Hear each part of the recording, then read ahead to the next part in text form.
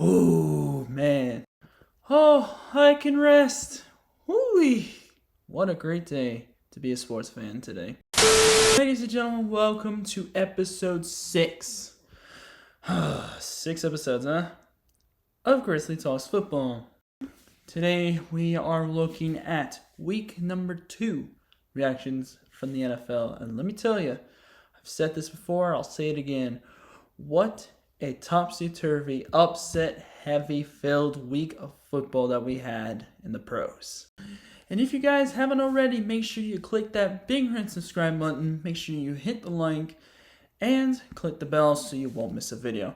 Anyways, let's get straight into it. That's literally because there is a lot to talk about this week. Our first game we are looking at is the Thursday night battle on Peacock, where, oh boy, the Buffalo Bills just ripped into the Dolphins' souls and ripped the life out of them, 31-10. All jokes aside, Tua, hopefully you get better, and please listen to the people who are telling you had to retire. I agree. 4 concussions in the last 2 or 3 years for you is not healthy. It's not great. Just retire, please. For the sake of your health, please retire. As for the Bills offense, Josh Allen was just accurate as heck, man. 13-19, 139 yards and a touchdown. But James Cook was the guy. He was the one that got every single offensive touchdown for that Buffalo Bills squad. 78 yards, 2 touchdowns, and even caught a 17-yard pass for a touchdown.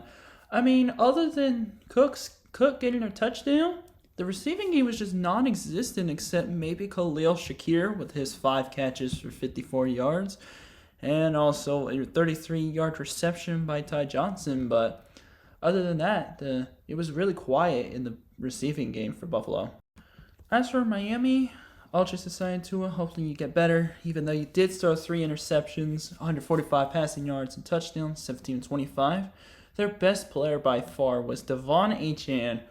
Oh boy, 22 carries, 96 yards, and 7 catches for 69 yards with a receiving touchdown. The only offensive touchdown for Miami, really the only touchdown for that Dolphins team. When your best receiver is Devon Achane, there is something up. And even Jonnu Smith had only 6 catches and 53 yards. That's really concerning, especially since I said that the receivers were supposed to cook the defensive backs, yet they got shut down the entire game. It wasn't the defensive backs of Buffalo that got cooked. The Miami Dolphins receivers got cooked this game. Jamarcus Ingram with 2 picks. He returned 1 for a touchdown. And Christian Benford having the other pick, with Ed Oliver and Von Miller getting 2 sacks. The Bills defense is here! And also DeMar Hamlin with 10 tackles, along with Balin Spector and Dorian Williams getting double-digit tackles on the game. And there were a ton of quarterback hits in the entire game, 5 to be specific. Man, Buffalo just ate the Miami Dolphins lunch in that entire game defensively. And as for Miami's defense, nothing really to show for except David Long was literally the only player who really showed up on the defense. 2 tackles for loss, 11 tackles with 2 pass deflections by Kendall Fuller and Jordan Brooks.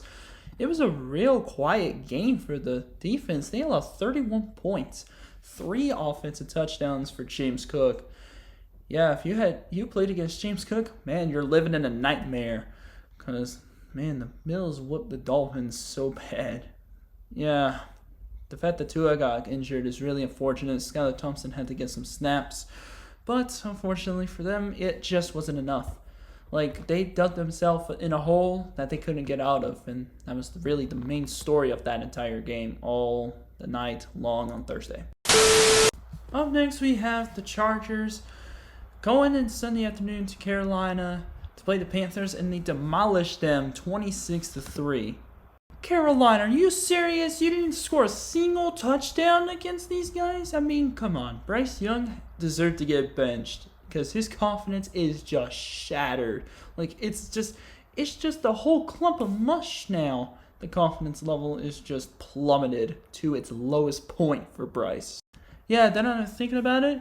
Yeah, you definitely should have taken C.J. Stroud. Sure, he would have been worse on Carolina, but Bryce Young, would have had a much better time with Houston's offensive line than Carolina's, because it's non-existent in Carolina.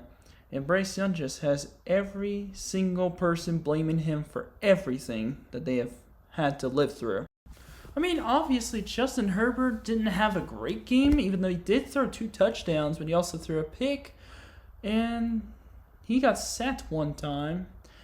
And the main story of the game was J.K. Dobbins on the Chargers, 131 rushing yards and a touchdown. I am so glad I started him in fantasy because he was cooking in both of the games. I should have started him week 1. But at the end of the day, J.K. Dobbins, when he's healthy, he goes off for your team. I'm hoping he does the same thing next week. And as for everything else, it was just non-existent, except for Quentin Johnston getting 2 touchdowns on 5 catches for 51 yards. That really kind of surprised me because I've heard that Quentin Johnston is known for dropping passes, but he did him right this time. I think they definitely did make a good pick at receiver, picking this guy for TCU. And as for Carolina, yeah, you could see why Bryce Young got benched for Andy Dalton, and Andy Dalton will be starting in week 3. 84 yards, no touchdowns, a pick, and he got sacked twice. Chuba Hubbard had 10 carries for 64 yards. I mean, he was the heart and soul of that team, and nobody else could get the ball because Bryce Young was so inaccurate on his pass, and he looked terrible. And as for the defenses, I mean, 2 sacks by Perriman and Bosa.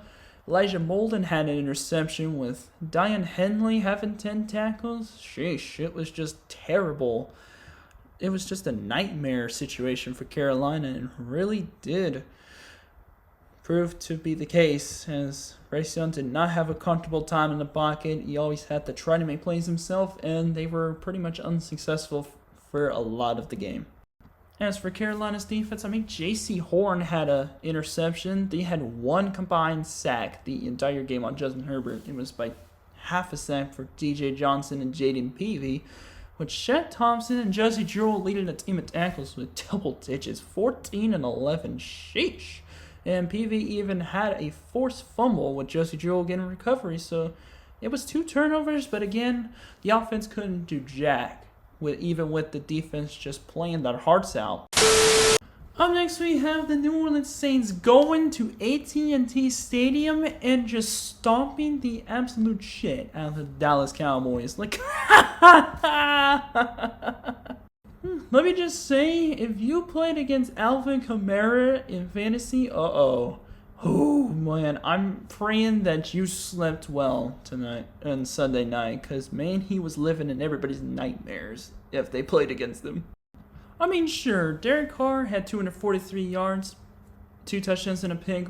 Alvin Kamara had 4 total touchdowns the entire game, 115 rushing yards, 3 rushing touchdowns, 2 catches for 65 yards and a touchdown.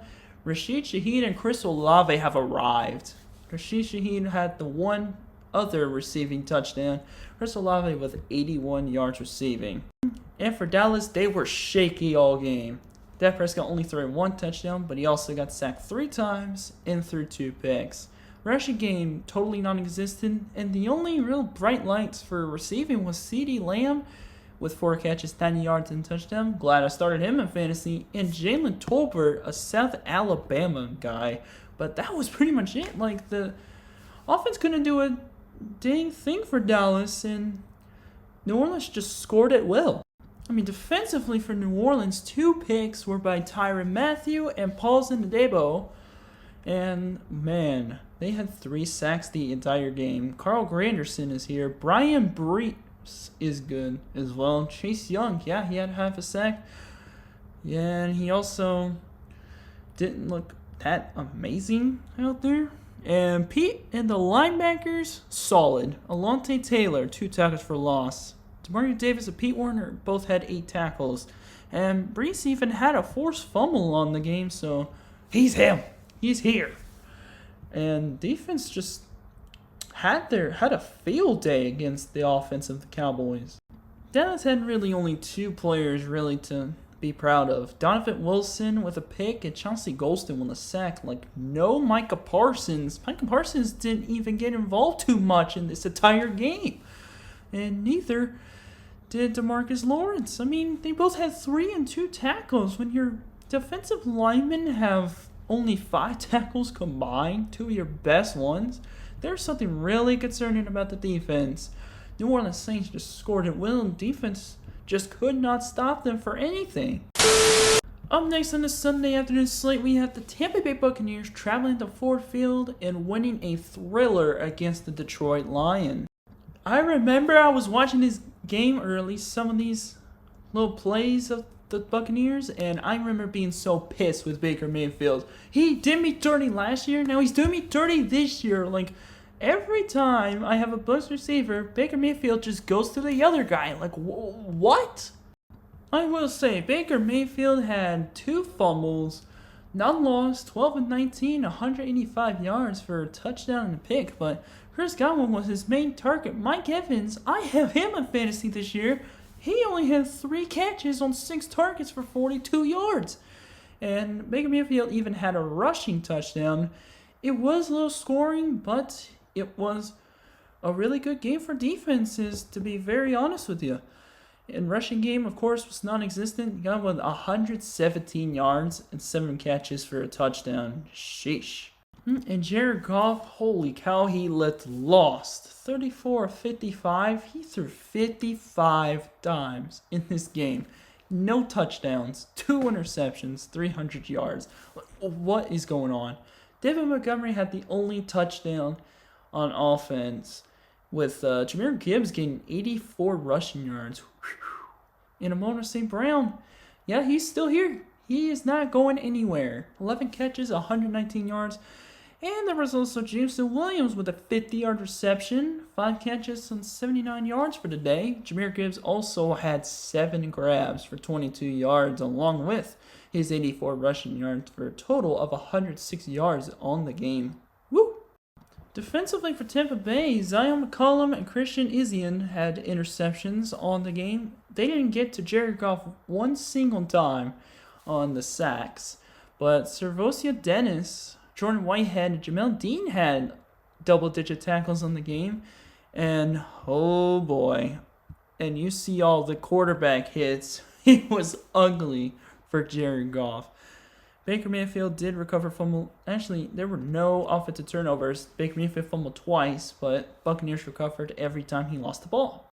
It was just a nightmare situation for Jared Goff. Defense just could not stop hitting him.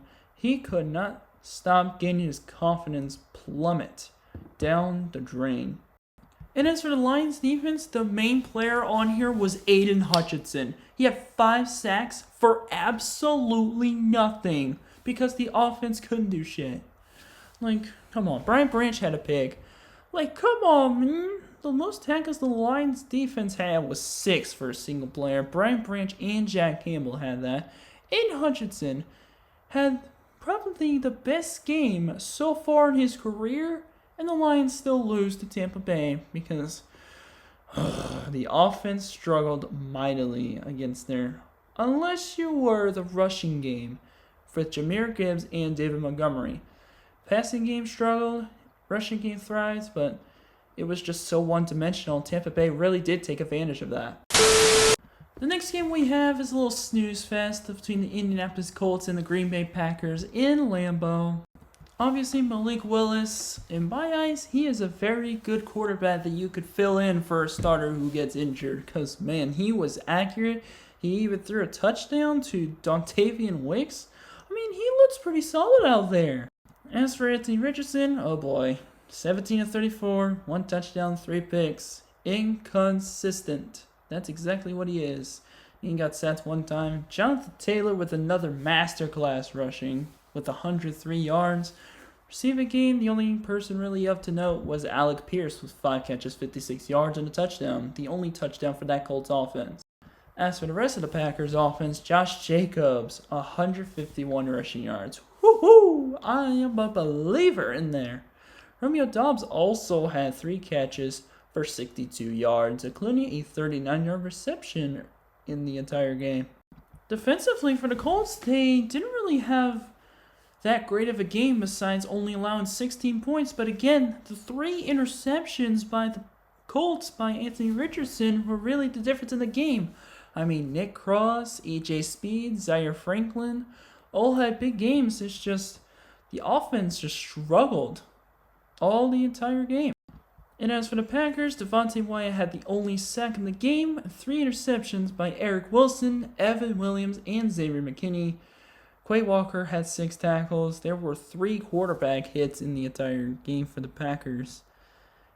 And yeah, it was really just Malik Willis just being accurate and Josh Jacobs running the ball like he was still in his prime with the Raiders.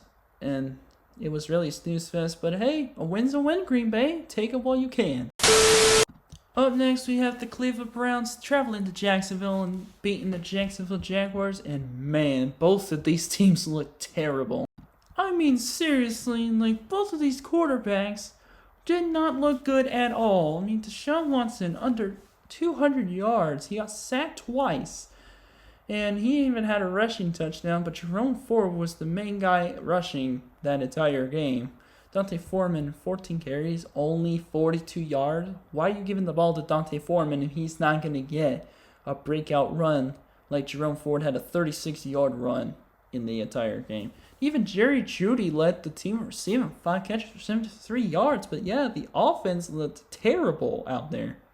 And as for the Jaguars, it seemed like Trevor Lawrence looked even worse. 220 yards, sure, but he got sacked 4 times. Like, why? He even had a 33-yard run. The Browns, I don't know how they couldn't stop a 33-yard run by Trevor Lawrence. And then Etienne had the only touchdown in the entire game for Jacksonville also. But then, hey, shout out to Brian Thomas. Another huge 66-yard catch on the game. And Brent Strange with 3 catches, 65 yards to tight end. That is insane. Obviously, Cleveland's defense looked very nice out there. Myles Garrett finally getting a sack. Jordan Hicks, 2 pass deflections and a sack. Wright and Jefferson also having a sack. The most tackles for one player was Jeremiah Wusu-Koramoah. But don't get me wrong, Grant Delpit was nice as well. Myles Garrett even forced a fumble. And yeah, it was just a defensive battle the entire game because, like, none of the offenses could even compete. As for the defense of Jacksonville, Foye Oluokun and Josh Hines-Allen both got sacks. Double-digit tackles for Montero Brown. Devin Lloyd had 2 pass deflections and a forced fumble. Hines-Allen even had 4 quarterback hits. And yeah, Dearness Johnson even had a fumble recovery. It was just defensive battle. Cleveland wins. It was just terrible. Up next, we have Minnesota breaking the 49ers of San Francisco to US Bank Stadium and stunning them 23-17. I mean, seriously, San Francisco, you lost to Sam Darnold of all people. Sam Darnold. I mean, don't get me wrong. Jordan Mason had another 100-yard rushing game. He even had a touchdown. Brock Purdy had 319 yards, but a touchdown and a pick, and he got sacked 6 times. The offensive line couldn't do a damn thing. George Kittle had 7 catches, 76 yards, and a touchdown. And Deebo Samuel even had 8 catches, 110 yards. I mean, the offense didn't look bad yardage-wise, but 1 touchdown and 1 pick is not going to cut it in this entire NFL if you want to keep on winning and try to go to Super Bowl. As for Minnesota, Sam Darnold just looks great. Like 268 yards, 2 touchdowns, and a pick on 17 of 26. Like Ty Chandler led the team in rushing with 82 yards. Justin Jefferson had a 97-yard touchdown. Ended the game with 4 catches, 133 yards, and a touchdown. Jalen Naylor even had 3 catches for 54 and a touchdown. Just Minnesota just outplayed the Niners on offense, even though Sam Darnold only got sacked 3 times as well. As for the 49ers defense, let me say something right now. No discussions needed. Fred Warner is the best middle linebacker in the NFL. Book it. An interception. He intercepted a pass of Sam Darnold. It was actually the only interception he ever threw. He threw in that entire game. He had a sack. Nick Bosa went down with a minor injury, but he did have 2 sacks. Kevin Givens even had a sack Warner led the team in tackles with 9. He even had 2 forced fumbles. Isaac Iadom had 2 recoveries on those 2 forced fumbles. Fred Warner was an absolute animal on the defense. The offense just didn't do enough. As for Minnesota's defense, they're here. They are here. I mean, come on. Dallas Turner did have a big mistake early on in the game. Blake Cashman had a sack and 13 tackles. Pat Jones had 2 sacks. Van Ginkel had a sack. Reinhardt had a sack. And Josh Metellus had an interception as well on Brock Purdy. And they were just in Brock Purdy's grill the entire game. Like I said, the offensive line for the Niners were just lost. And straight up simple, Vikings outplayed the Niners. That's really all I could say. Niners really need to step it up if they want to go to the playoffs again, go to the NFC Championship, or even a Super Bowl, and try to win. And Kyle Shanahan has got to be worried now. Up next, we had the overtime game in New England between the Seattle Seahawks and New England Patriots, with the Seahawks edging out Jared Mayo's Patriots 23-20. Hey, shout out to the Patriots for keeping the game close. I was not expecting that to happen. I did know that Seattle was going to win that game. The final score really says that the Patriots can compete. They really can.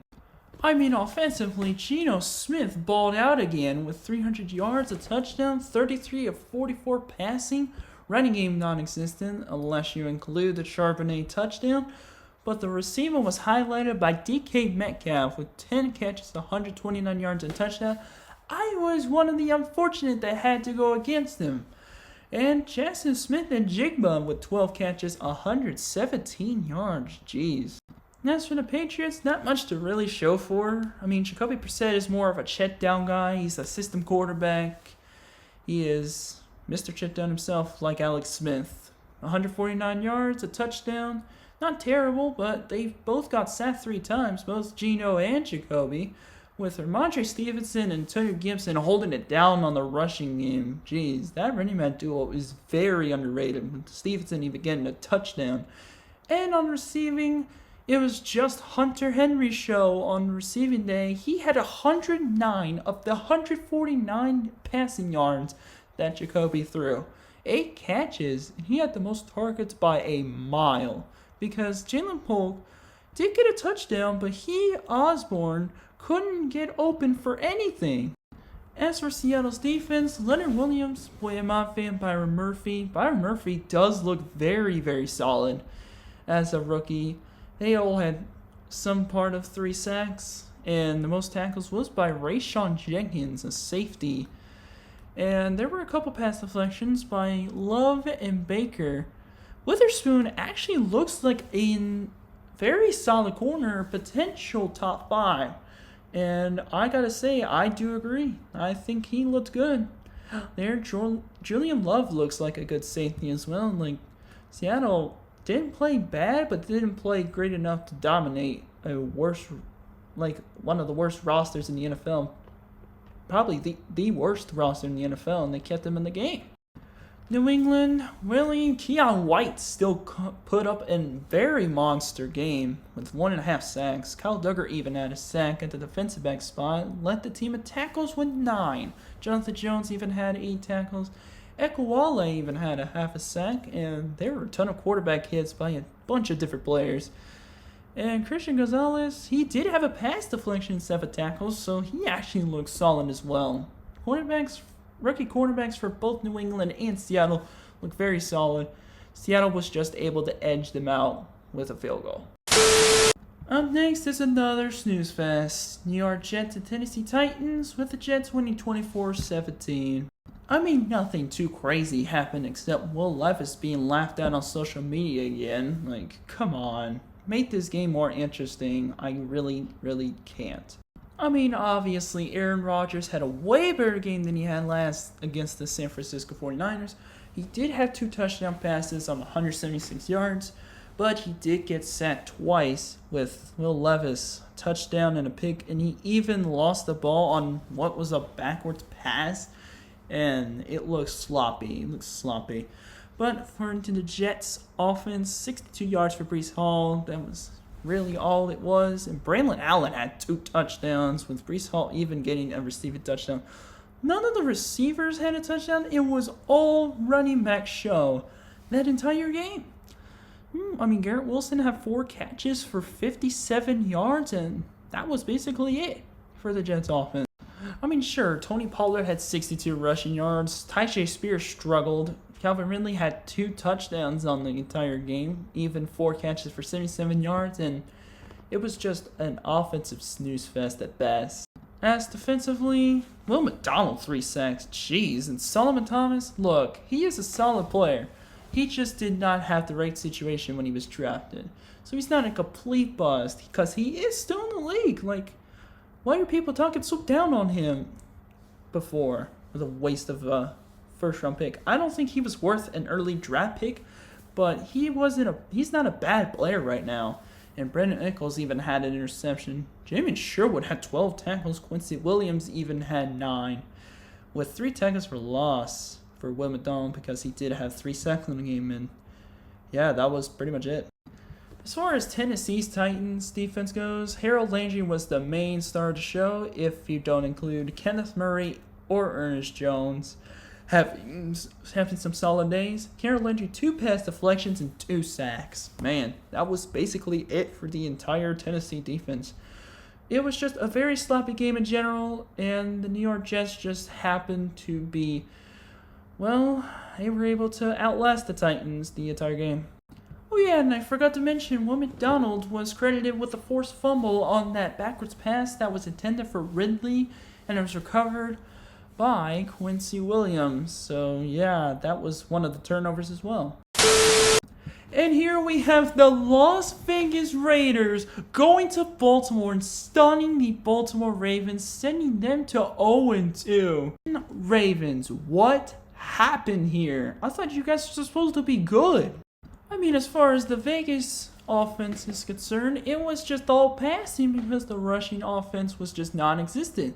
30 of 38 passing for Minshew, 276 yards and a touchdown and a pick. He played better than Lamar Jackson. And there was also Devontae Adams and Brock Bowers having monster games for that entire receiving core. And as for Baltimore, Lamar Jackson, 247 passing yards, a touchdown and a pick. He got sent twice. Minshew got sent 5 times. Really? And Derrick Henry even had 84 yards and a touchdown, with Zay Flowers finally getting a touchdown, and he had a monster game with Andrews finally waking up. And yeah, it was just a couple of receivers. Derrick Henry still getting touchdowns. That's really the entire offense, the entire game for both teams. As far as the Raiders go, Robert Spillane had a pick. Max Crosby, 2 sacks. He's still elite. Robert Spillane also led the team in tackles with 10. 4 tackles for loss for Max Crosby, with Marcus Epps even having 1. 2 quarterback hits as well because of the 2 sacks. And yeah, that was pretty much it for the Raiders defense. It's just offense just went and scored just about every time, enough to beat Baltimore. As for Baltimore's defense, Marlon Humphrey had the only interception, and he did have 10 tackles, with Roquan Smith having another monster game. But Kyle Van Noy and Odafe Owe are some players that you need to watch out for if you are playing the Ravens. Michael Pierce had a half a sack as well, but the 2 main guys, Owe and Van Noy, oof. Yeah, you're going to have a tough time playing offense against those 2, unless you were the Raiders this week. Next, we have an NFC East divisional matchup between the New York Giants and the Washington Commanders, and yeah, it was really just bad. Bad all around. Washington's kicker kicked 7 field goals the entire game. 7. You know how hard it is to do that and still win? We allowed 6 field goals and still lost to the Steelers, and now the Giants can join us in that category as well.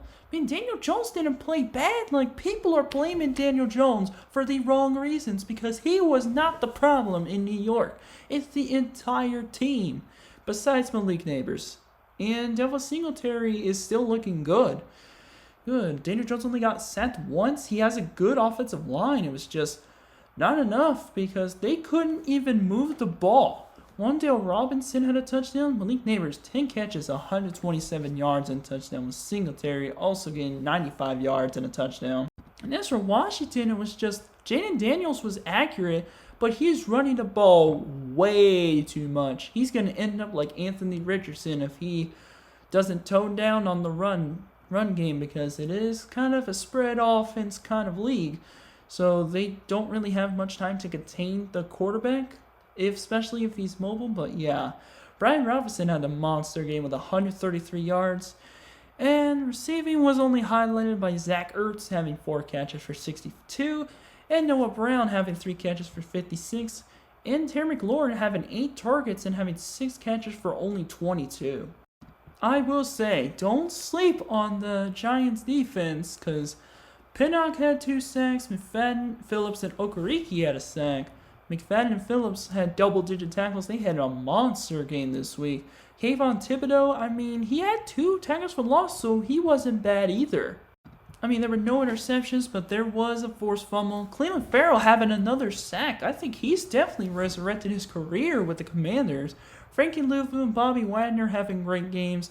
St. Just having a forced fumble with Jeremy Chin making a recovery.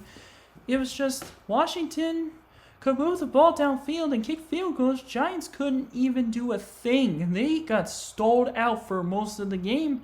They only got 2 touchdowns. No extra points were made. None. In fact, now that I see it, it was an extra point miss and 2 conversions failed. Like, if you make both of those conversions, you win the game. Like, what happened here, Giants? You guys just did not look good at all on defense. Stopping them from moving the ball. Some of the Commanders from moving the ball. Giants couldn't move the ball except get touchdowns with no extra points. Up next, we have Arizona Cardinals blowing out the Rams at home in State Farm Stadium. Oh yeah, and by the way, Puka Nacua and Cooper Kupp are hurt, so it's safe to say, unless those guys are in the game, yeah, Rams do not have any weapons really to throw to. As for the Rams offense, Matt Stafford, 200 yards, 19-27. I mean, he was accurate, but rushing game was non-existent except for Kyle Williams' touchdown. And the only receiving really to talk about is DeMarcus Robinson. That's pretty much it. As far as the Cardinals, Marvin Harrison Jr. is here. What a breakout game for him. A 60-yard touchdown being his longest. 4 catches, 130 yards, and 2 touchdowns. Give him the ball more. Like, seriously, Trey McBride had 6 catches, or 67. James Conner had a monster game on the run. Kyler Murray only got to sack once. Stafford got sacked 5 times. Dang. Kyler Murray threw 3 touchdowns. The other touchdown was to Elijah Higgins. It was really highlighted by James Conner, Kyler Murray, and Marvin Harrison making a statement against that Rams defense. I remember calling from the beginning that the Rams defense was going to regress after Aaron Donald retired.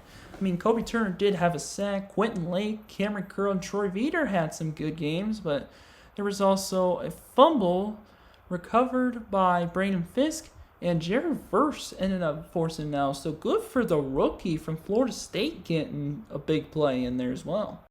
Don't sleep on the Cardinals defense either. Dennis Gardick, 3 sacks. Ooh boy, and he even had a forced fumble. That's really good for him. LJ Collier even had a fumble recovery. Chris Barnes and Zaven Collins had a sack each as well. Buda Baker and Kaiser White having some good games. And yeah, it was just the Cardinals offense just firing at will. And Cardinals defense did enough to stop the Rams from scoring, and it turned into a blowout. Seriously, another snooze fest. Pittsburgh travels to Mile High and beats the Broncos in a very bad game, 13-6. Let me just say, Justin Fields didn't look that bad. He did get sacked twice, but he did throw a touchdown to Darnell Washington. That was pretty much it. I mean, Najee Harris had 69 rushing yards, and receiving game was just non-existent. Like, it's not going too well for Justin Fields. However, it's looking worse for Bo Nix. Sure, he had 246 yards, but he got sacked twice. And he also threw 2 picks. The big receiver on the game was Josh Reynolds because the rushing game was shut down as well.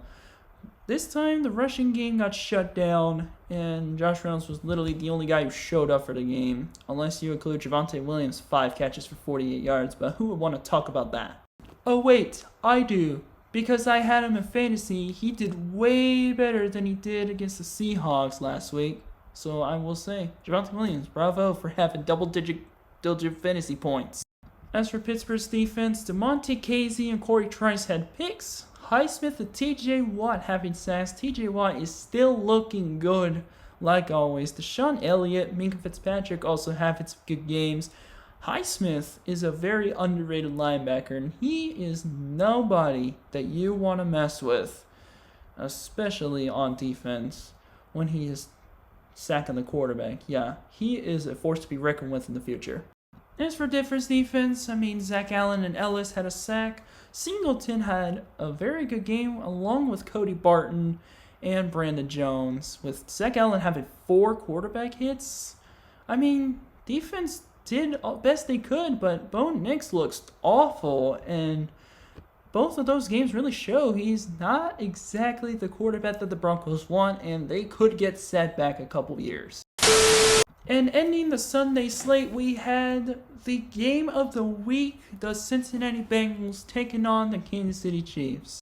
I will say the Bengals looked way better in this game than they did last week against New England when they lost to the Patriots. Why? Why Cincinnati? Why Zach Taylor? Just why? However, there was controversy in there. Let me just say, before anybody gets pissed off, anybody starts shit talking, it's the Chiefs league, and we're just living in it.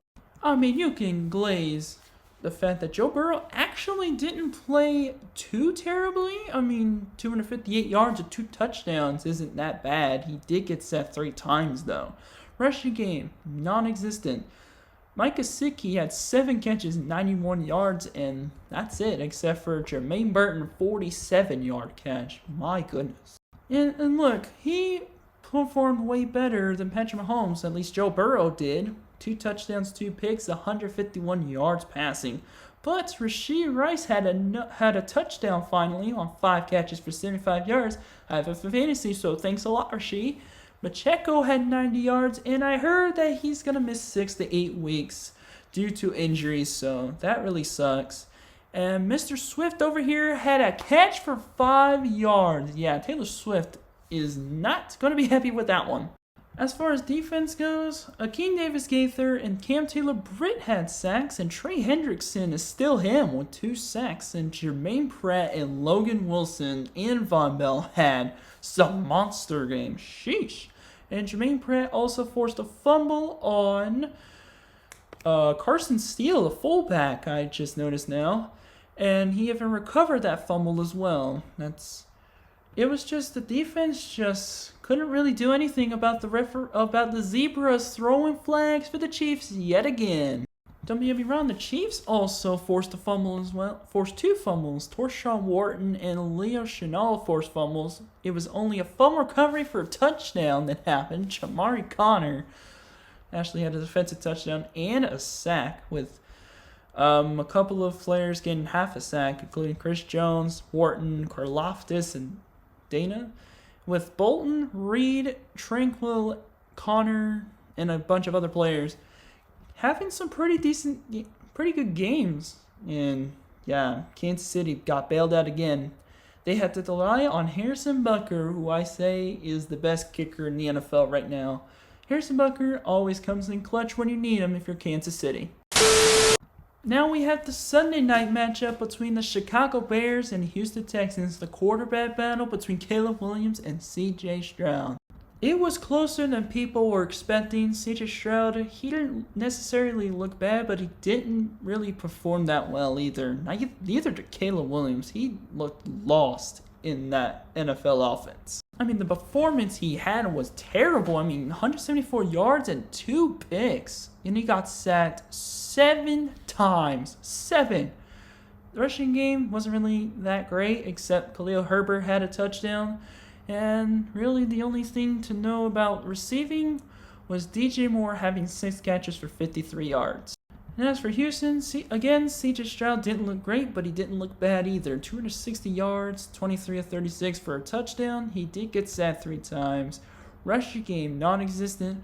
But then he had a guy named Nico Collins, 8 catches, 135 yards, and a touchdown, leading the entire receiving corps by a mile. And Stephon Diggs only having 6 targets and 4 catches for 37 yards, 0 touchdowns. Yeah, Stephon Diggs, fantasy owners are in shambles after that one. Sure, the Bears defense had 3 sacks, including Tremaine Edmonds, Sanborn, and Dexter having sacks, with Edmonds and Kevin Byard having a fun recovery, having superb games, along with Traquan Brisker and TJ Edwards. But yeah, the offense didn't do anything. Defense did all they could, but Caleb Williams looked lost in that entire Sunday night game under the bright lights. He completely wet his pants. And oh boy, 7 sacks on the entire game. Henry Tutu, Aziz Al-Shaair, Derek Barnett, Mario Edwards, Will Anderson, Danielle Hunter. Yeah, Will Anderson and Danielle Hunter have arrived in Houston, with Tutu, Al-Shaair, and Jalen Peter having great games for them, for the Texans, including Jimmy Ward with 7 tackles. There was also Derek Stingley getting a pick, along with Kamari Lassiter. So yeah, defense balled out for Houston, and that's how they won in the end.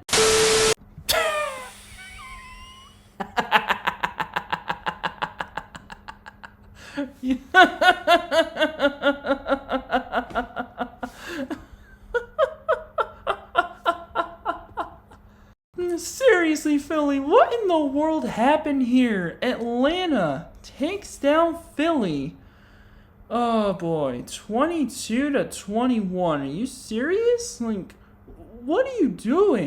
I mean, ESPN gave these guys as high as a 97.6% win probability to win this game, and they still lost. They turned into a Miami versus Georgia Tech last year when they saw they had no timeouts and they kept throwing the ball. They kept running plays. Like, why? I mean, Kirk Cousins did incredible. I'm just hoping he could keep this up. Like, play like this every game. 20-29, 241 yards and 2 touchdowns. Only got sacked once. And also, Bijan and Tyler Jr. owning the run game per usual. And Darnell Mooney having a 41-yard touchdown. And Drake London, 6 catches, 54 yards. And the game-winning 7-yard touchdown to give us an upset win in Philly. Let me just say, Jalen Hurts did not look good at all, and it really did show. 23 of 30, sure, but 183 yards, a touchdown, and a pick. Jeez, and he even had a touchdown on 13 carries for 85 yards, with Saquon having 95 yards. And also, Devontae Smith showed up for this game. 7 catches, 76 yards, and a touchdown. Oh boy, Sirianni, you are on the hot seat for a lot of reasons. You are being compared to Mario Cristobal, and I could see why. Let me just say for the Falcons defense, Jesse Bates, thank you for signing with the Falcons. I mean, I really do appreciate that. With getting the game-winning interception, and you had a monster game in there. Matt Judon is here. He is here to stay with a sack of his own. And Caden Ellis and Troy Anderson, man, Troy Anderson is an athletic freak, and my goodness, he has showed up. He has become a very good linebacker as far as this game goes. He's actually been pretty nice in his entire career, with DeAndre Alford, Mike Hughes having pass deflections, and even Richie Grant. And AJ Terrell had a pretty good game, even though people are going to give him shit because he is not doing good in pass coverage. But I think he's just fine. With 3 quarterback hits from Grady Jarrett, ooh boy. I mean, Philly's defense wasn't great, but it wasn't bad either. I mean, Milton Williams had a sack. Jordan Davis, he did have a pass deflection. Vontae Maddox had 2. Quinyon Mitchell had 1. You know, the rookie cornerback from Toledo they picked up. And Reed Blankenship and Zach Bond, Nakobe Dean had some good games. C.J. Gardner-Johnson as well. Thomas Booker had 2 tackles for loss. That's pretty darn good. And yeah, offense, you got a lot of cleaning up to do because losing to the Falcons at home, you know Philly fans are going to boo you right out of the tunnel. They did so as soon as that game-winning interception by Jesse Bates happened, man. Kirk, I'm hoping that you play like this every week. I'm watching you because I said you sucked since 2021. Don't let me down. Don't play like Pittsburgh, play like you did in Philly. Anyways, that is going to do it for episode 6 of Grizzly Talks Football. Episode 7, I will be doing Week 3 NFL predictions. Obviously, I did say it was Week 3 NFL reactions. It was Week 2, not Week 1. So, for those of y'all who are confused about it, yeah, it's Week 2, not Week 3. I'll probably put a little typo in there, some sort. But anyways, make sure you hit the subscribe, hit the like, hit the bell so you don't miss the video. I'll see you in the next one. Peace.